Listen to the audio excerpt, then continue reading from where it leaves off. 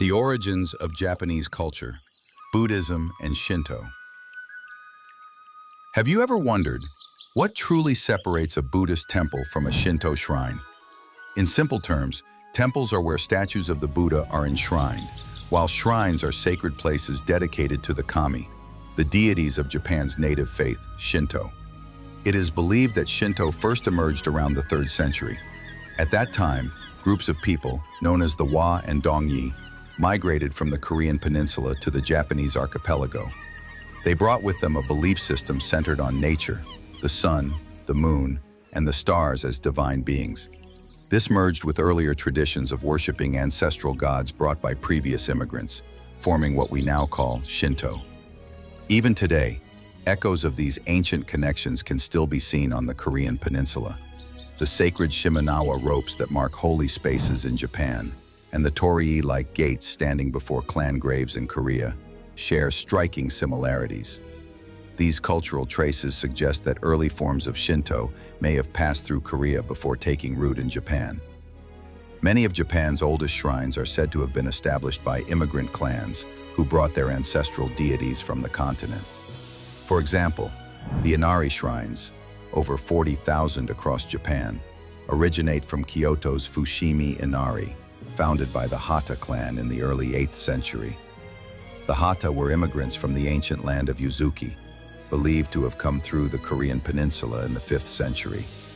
Likewise, the Hachiman shrines, also numbering around 40,000, trace their origins to Usa Hachiman in modern-day Oita. It too was established by the Hata clan, whose members are said to have once made up the vast majority of the Buzen region's population. Old legends and myths preserved across Japan also reveal this link between Shinto and the immigrant peoples. One such story tells of Ameno Hiboko, a prince from the Korean kingdom of Silla. According to the legend, he came to the land of Toyuka in Hyogo Prefecture, where he used iron tools to drain the muddy plains and create fertile land for the people. In gratitude, the locals enshrined him as a god, a tradition still alive today in shrines throughout the region, including the famous Keihi Shrine in Suruga, Fukui Prefecture. Other examples can be found in the countless Tenmangu shrines across Japan, which honor Sugawara no Michizane, a descendant of immigrants who came through Korea centuries earlier. Even the familiar chant heard during festivals, Washoi, Washoi, may trace back to ancient Korea. Some scholars suggest it evolved from the Korean phrase waso, waso, meaning he has come, he has come. If true, it is a living echo of the ancient bond between Shinto and the peoples who once crossed the sea to Japan.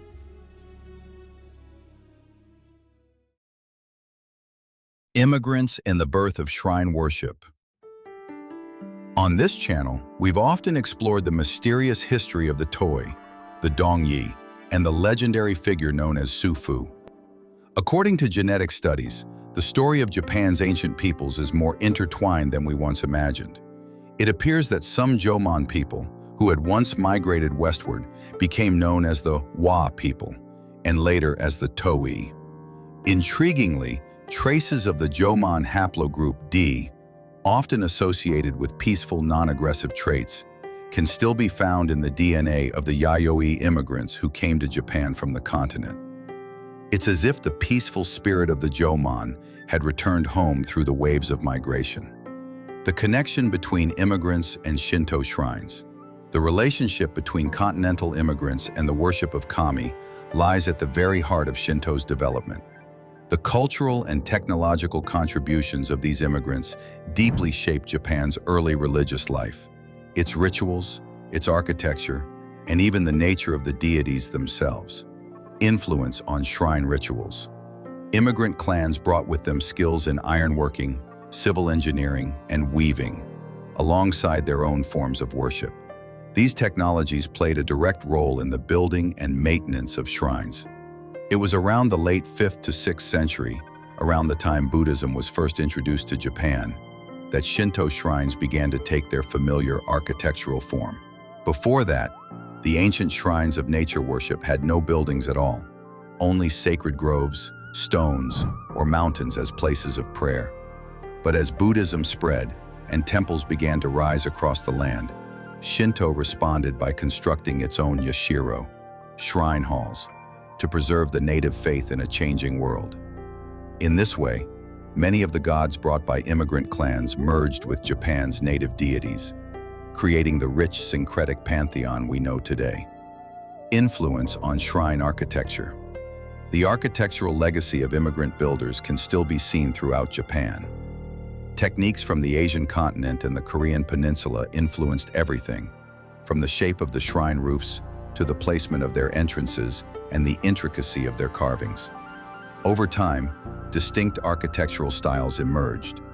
The Shinmei Zukuri style of Ise Grand Shrine, the Taisha Zukuri of Izumo, the Nagarezu Zukuri seen in Hachiman shrines, the Gongen Zukuri of Nikko Toshogu, and the Kasuga Zukuri style of Nara's Kasuga Taisha. Each of these forms carries within it traces of immigrant craftsmanship, blending continental artistry with Japan's deep reverence for nature. Immigrant clans in the shrines of Japan. The immigrant clans of ancient Japan didn't simply blend into the local population. They carried with them gods, symbols, and sacred traditions that would forever shape the landscape of Japanese spirituality. Many of these clans built shrines to honor their ancestral deities, ujigami, or offered support to existing ones, weaving their beliefs into the heart of early Shinto. The faith of the immigrant gods. Among these were mysterious deities known as the Torai Kami, gods of the immigrants. One such figure is Shinra Myojin, the god who revealed himself to the monk Enshin upon his return from Tang, China. Another, Matarajan, is said to have been influenced by the Persian god Mithra, whose worship spread along the Silk Road before reaching Japan, a striking echo of Iran's ancient Zoroastrian faith.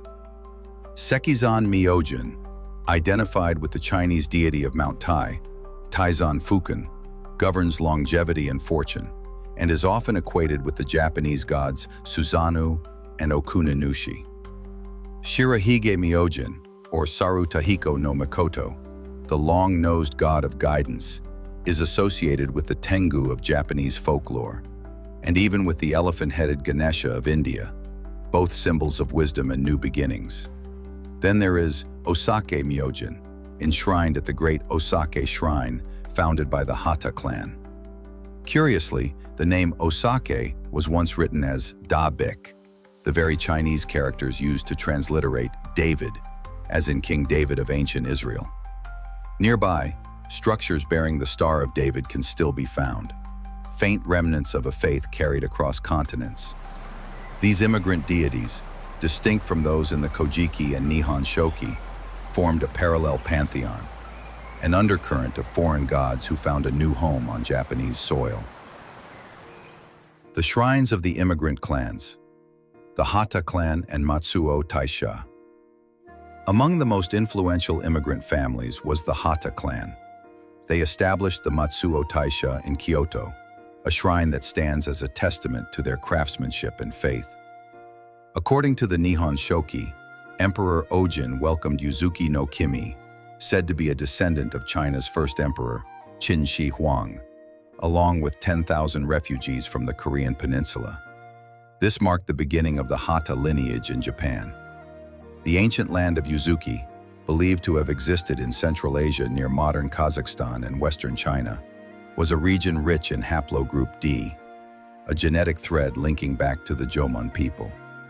Perhaps, somewhere along that forgotten route, lies an untold connection between East and West, still waiting to be revealed. The Kamo clan and the Kamo shrines. The Kamo clan, too, traced their roots to immigrant origins, closely tied to the Ama seafaring people and the Azuma clan, who had once invited Zhu Fu across the seas. They were guardians of the water god, and their rituals reflected the maritime traditions of those who lived between land and ocean. The Kamo shrines, Kamigamo and Shimogamo, honor this ancient lineage, preserving the water ceremonies that once guided sailors, fishermen, and spiritual navigators of Japan. Linked to deities such as Nagasunahiko, Kotoshiro Nushi, and Ebisu, the Kamo tradition inherited the maritime faith of Japan's early oceanic tribes, symbolized by the sacred three-legged crow, Yatagarasu.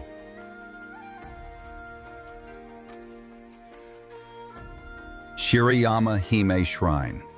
At the Shirayama Hime Shrine, the goddess Kukuri Hime is venerated, a deity absent from the Kojiki but appearing once in the Nihon Shoki.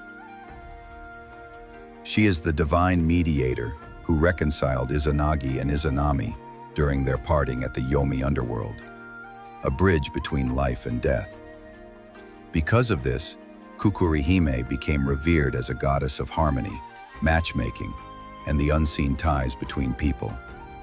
The shrine itself is said to have been founded by Hata no Kiyosumi, a descendant of immigrant ancestors, later linked to the famed Onmyoji Abe no Seimei, whose family shrine, Abe Monjuin, was originally a Hakusan shrine. Through her worship, we glimpse how immigrant spirituality merged with the native Japanese cosmology and gave birth to new forms of divine mediation. The shrines of the Noto Peninsula. The Noto Peninsula, too, bears deep traces of immigrant influence. Here, legends of Jufu and Ame no Hiboko, the prince of Silla who journeyed to Japan seeking a sacred ruler, still remain. Ancient records tell that he left his throne to his brother and sailed east, bringing new skills, culture, and faith to the shores of Japan. Even today, it's said that over 80% of the shrines across Noto enshrine immigrant deities, a living testament to the waves of faith that once crossed the sea from Silla and Gaia to the land of the rising sun. And as these foreign gods merged with the native kami, Japan's sacred landscape transformed into something truly unique, a land where east met west, heaven met earth, and gods themselves became travelers.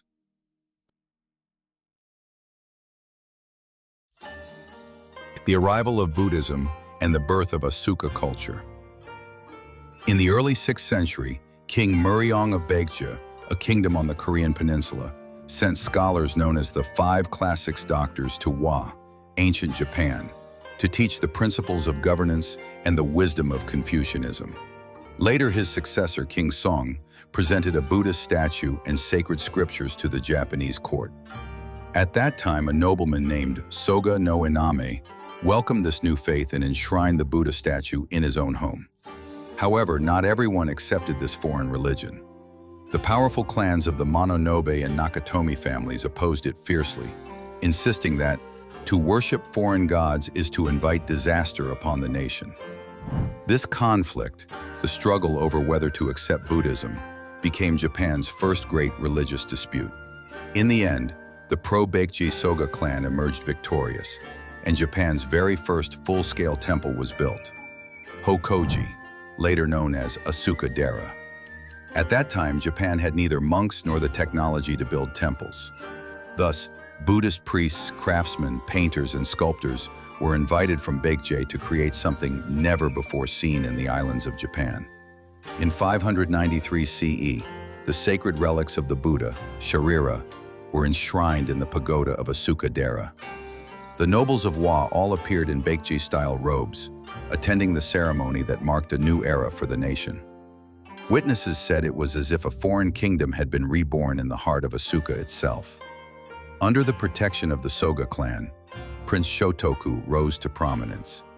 He founded Horyuji in Ikaruga, Nara, and Shitenoji in Naniwa, Osaka. Meanwhile, Hata no Kawakatsu, a leader of Baekje descent, built Koryuji in Uzumasa, Kyoto. At Koryuji stands the wooden Maitreya Bodhisattva in deep contemplation, Japan's very first officially designated national treasure. It was carved from wood found only on the Korean peninsula, a powerful symbol of the cultural bridge between Baekje and Japan. The architecture of these temples, their gates, lecture halls, 5-story pagodas, and even their wall paintings, was modeled entirely on the styles of Baekje and Goguryeo.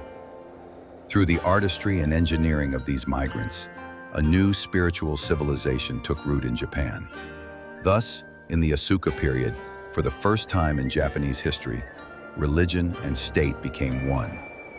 Buddhism spread rapidly under government protection, influencing not only art and architecture, but also philosophy, law, and the very idea of governance. The truth is clear. The foundations of Japan's earliest civilization were built by the hands of immigrants from the Korean peninsula and their descendants. And over time, their influence spread beyond the western regions, reaching deep into the eastern lands of Japan. Even today, their silent footprints can still be found across the archipelago. Korean cultural legacy in eastern Japan. In the coastal town of Oiso, Kanagawa Prefecture, the traces of immigrants from the Korean peninsula still remain today. At the foot of Mount Koma stands Takaku Shrine, once known as Koma Shrine.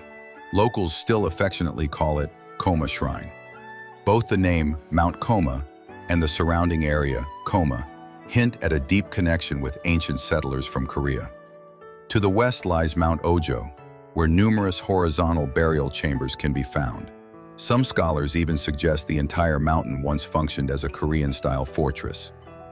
Facing the sea stands the Kamaguchi tumulus, believed by some to be the tomb of King Jako of Koma, a leader of Goguryeo immigrants. Local legend tells of a ship with 8 sails that appeared off the coast long ago. When fishermen rowed out to investigate, an elderly man stepped ashore and said, "We were nobles of the kingdom of Goguryeo, but when our land fell into chaos, we came to Japan."